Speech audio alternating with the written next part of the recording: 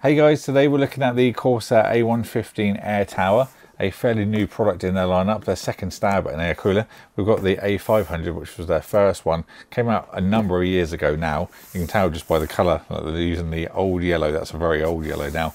But we're going to be looking at this one today. We'll do some unboxings, overviews, and then we'll do some testing as well. We'll put it up against the standard test rig, which is the Noctua NXU12A. And then we've also got the Darkwalk Pro 5, which I recently covered as well, so we can do some little comparisons to see where it sits in the performance lineup. Price wise, at the time of recording, this is $99.99, same price as the Darkwalk Pro 5. The Noctua is a little bit more expensive. So let's get it open and see what's included. So we have two 140mm fans on this. They're the AF Elite fans. These are a fluid dynamic bearing fan. They have a maximum of 1600 RPM. And they have a maximum airflow of 84.5 CFM and maximum sound level of 33.9 decibels. Got some warranty and safety information. A bit of foam padding. So there's one of the fans. Let's actually have a quick look. Now, I've not looked at any fans for a couple of years from Corsair, and they seem to have made those years count. These seem to be very sturdy. And it's also nice to see that there's no glue holding in the cable, which is something I did see on the Corsair H115 Elite LCD cooler. So it's nice to see that they fixed that, because a bit of glue on a premium fan was a big no-no. So there's one of the fans. Let's put that to the side. In the other side we have, I'm guessing, accessories. So we've got one 4-pin to two 4-pins for your fan, so you can put them onto one header. Silica gel, don't eat that. Just put this to the side. And it seems all of our accessories are in paper bags rather than plastic. Very good job, Corsair. Like to see that. So let's have a look at what we've got. We've got the AMD retention stuff. The thumb nuts, I'm going to presume we're going to use these for either the Intel or the AMD options. Inside the Intel retention stuff, we've got a back plate, as Intel doesn't have one built in like AMD. Then we've got two lots of standoffs, so one for 1700 or the 12th, 13th, 14th gen, and then one for your 115X. It will also support 1200 as well. Then the Intel clips will go over the top. Fan clip or accessory pack. So in here we've got some fan screws, fan clip for the left, and then a fan clip for the right. Although very rustly on camera, again, very impressed with the paper bags over plastic. So onto the heatsink itself. This is 164.8 for those of you that are wondering. So literally it'll fit by slither for most cases. Generally 165 is the limit. So it's good to know though, it will fit in there, be it very, very tight. We've got some very industrial looking kind of aesthetics on the top of this, which is very similar actually to the NHD15. You can see all the heat pipes on the top. And then looking at the heat pipes on the A15, you can see all those 6 on either side. That goes to a nickel plate, and we've got some pre-applied thermal paste. That's the XTM70 from Corsair pre-applied on there. I didn't see any additional in the box, which is something I would like to see just for a bit of maintenance if you want to replace it after a couple of years, for example, even if it's just a 3.5mm tube. For the mounting options, we saw the standoffs for the 1700 and also Intel 115X, but it also does support AM4 and AM5. Then this mounts down with Corsair's Holdfast 2, which is very similar to like the Noctua SecuFirm.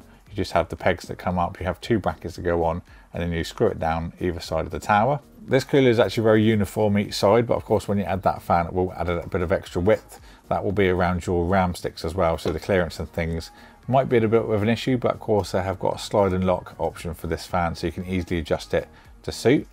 I'm actually going to be using the Corsair titanium memory very soon with this in the build as well, so get subscribed, ding the bell so you don't miss that. Be very interested to see how it copes with those, because they're very tall. I'm also going to be using these fans at full 1600 RPM as well. I always test at 1600 RPM. The same with the front fans and also the rear. Any fans that are 120mm, for example, these ones are 2000 and they're not Noctuas. They're on fan speed reducers for 1600 RPM. So I'll run these at full speed, so everything's nice and uniform, so we get the same testing conditions each time. So let's get this into the test system. I'll run some tests and see how it performs. I can give you my thoughts at the end. Our test system is the AMD Ryzen 7 5800X3D. That's on the Asus X570 Pro Wi-Fi 2 motherboard. There's a Solidigm 1TB P44 Pro for storage. We've got an Asus TUF RTX 3080 of graphics. It's all powered by an EVGA 850 watt P6 Platinum power supply. In terms of the backplate and bracketry that comes with this, fairly easy to install.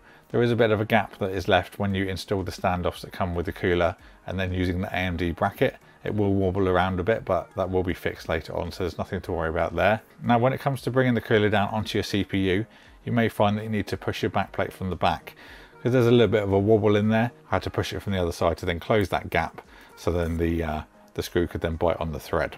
Adding the middle fan back into the case is very easy, but adding the additional fan can be a little bit confusing. The left and right on the brackets prefer to when you're looking at the fan on the table, whereas I was trying to match the left to the left and the right to the right on the actual cooler itself. So it's actually backwards.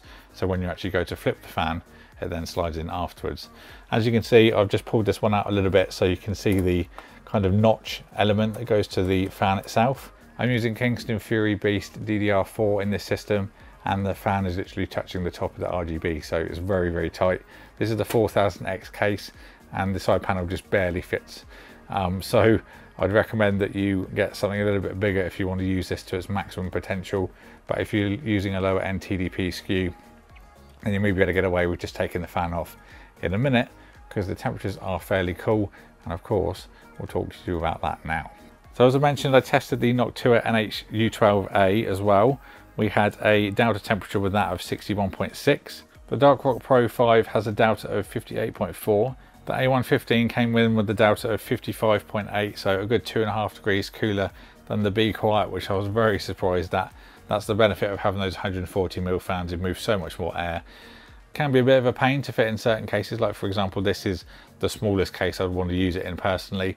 I do have plans to do a build, like I said at the start, in a 5000D, which is miles bigger, and will be the kind of case you want to use this in ideally. Then you can obviously fit all of your fans, and with the RGB and things like that as well, you won't have so much limitation, especially when it comes to putting the glass on. But the 140mm fans you can even run quieter as well, because they can push the same amount of air at a lower RPM. For example, the Noctua is like 6.5 degrees warmer using 120mm fans at the same speed. So just goes to show having those bigger fans can make a lot of difference.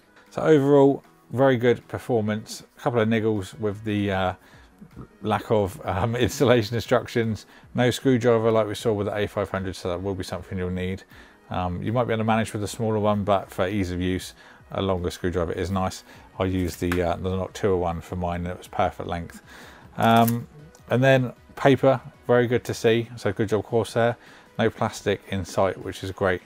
There was a lot of plastic actually on the A500, so it's nice that they've started to address that. And then just little things like make sure that you push the back plate up when you go to thread the cooler in, so it can actually bite onto that post, because otherwise you'll be there screwing for ages and wondering why is it not going down. Just a couple of bit of tolerances, but that could just be where it's AM4, AM5 might not have that issue. So overall though, performance absolutely outstanding. As you saw, a nice 55 degrees, way ahead of all the coolers that I've tested to date. It's certainly on air anyway, maybe even with water as well. But if you want to know anything else, then of course leave it in the comment box and I'll get back to you. I will be using this with a 7800X3D very soon, so get subscribed and ding the bell so you don't miss that. Links will be in the description if you want to pick one up.